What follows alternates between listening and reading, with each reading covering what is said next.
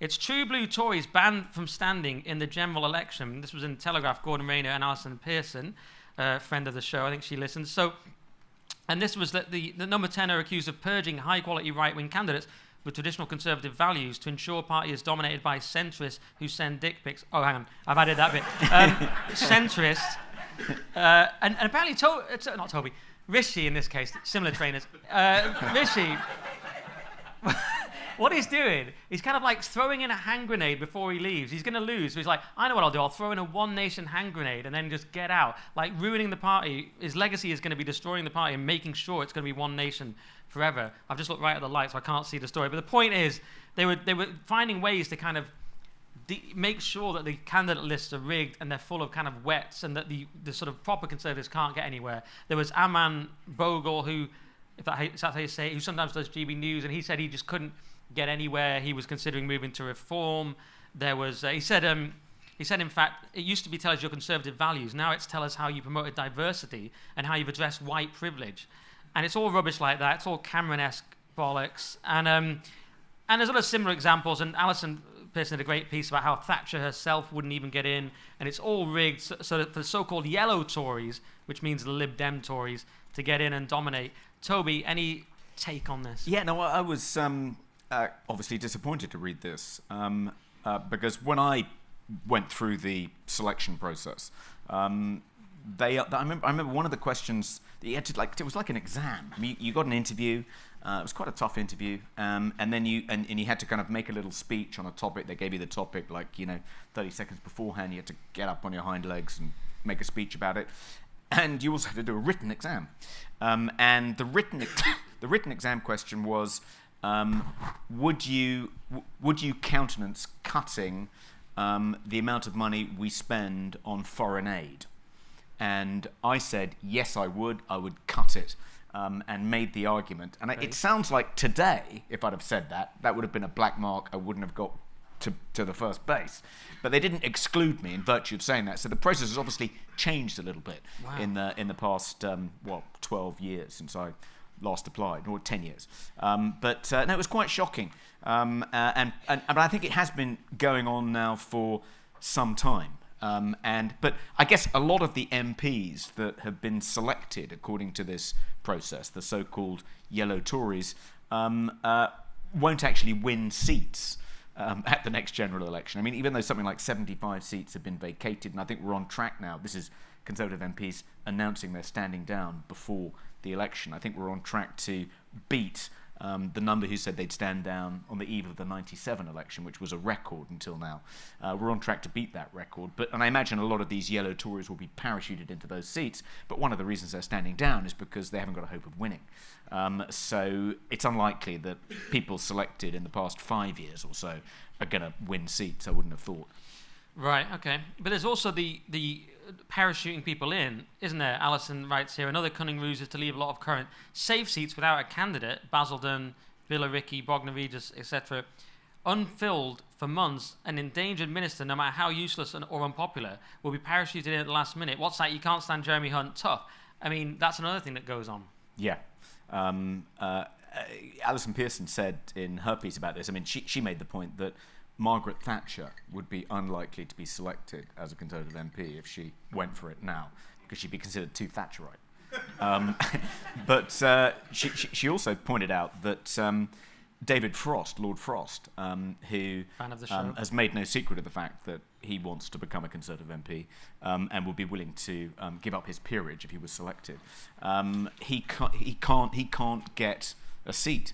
He's been excluded by CCHQ, presumably because he's too right wing, even though he's centre right at most. Yeah, I know, that's shocking.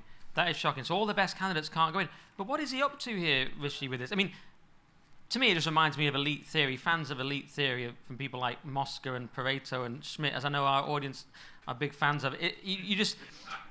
It's all about never allowing any real choice. Democracy is an illusion. The candidates are all pre-selected. It's all a bit of theatre. The ruling class remains intact. The will of the people is a myth, that kind of thing. And this reminded me of that. It just made me think, yeah, the whole thing's rigged. The whole thing's a myth. I mean, but why? Why is he so keen to bring in these one nation types? Is he thinking that Starmer's going to win, so in the future I have to be the kind of another version of Starmer. The right can't gain enough seats, enough people.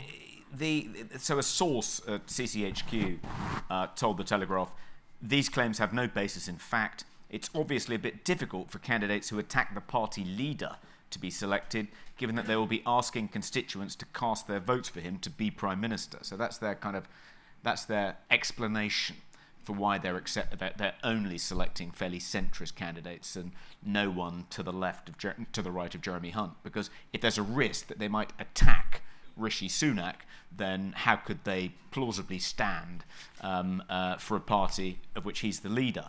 And then they went on to say, but the idea that people are not being put forward because of some ideological bent is totally false. This is the PM who is cutting taxes, bringing in major immigration curbs, curbing the excessive elements of net zero, and trying to get illegal immigrants sent to Rwanda. That's hardly some left-wing agenda. So that's We're trying, guys. Yeah. I love that. That's our policy, is trying to send 10 people back and failing. Yeah, you're right on the first point. Very interesting. David Campbell Bannerman said that he just apparently, I wasn't being nice enough about Rishi Sunak.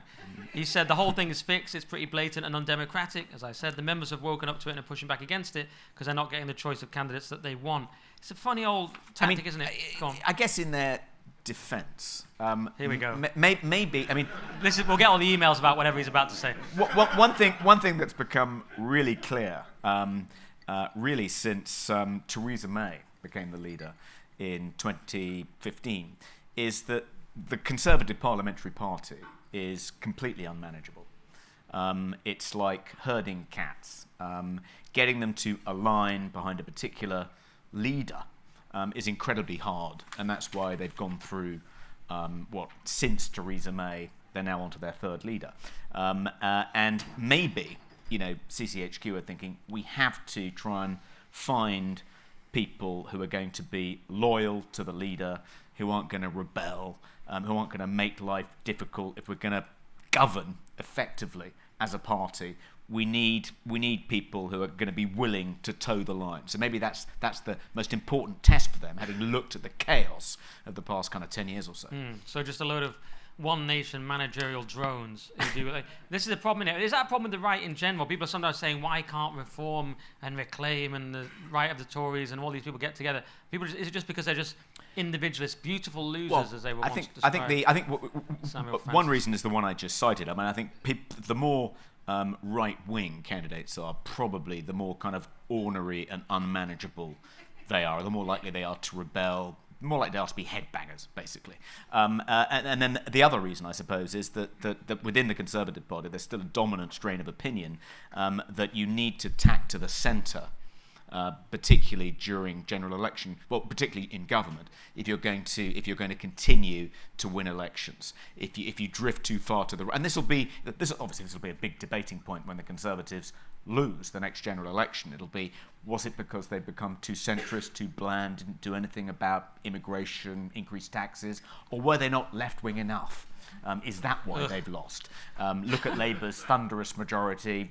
They're a left-wing party. Maybe we need to be more like Labour. This was the kind of Cameron rationale for modernising the party in 2010. So there'll be a big debate about that. But within the party, certainly the people on the right who argue we need to be true blue Conservatives and pursue proper red-blooded Conservative policies if we're going to win elections, they're certainly still a minority, I'd say.